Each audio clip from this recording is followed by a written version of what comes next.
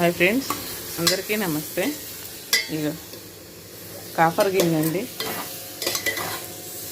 ఎన్ని రోజులే అల్యూమినియం గిన్నెలు అన్నం వండుకున్నాం, కూర వండుకున్నాం.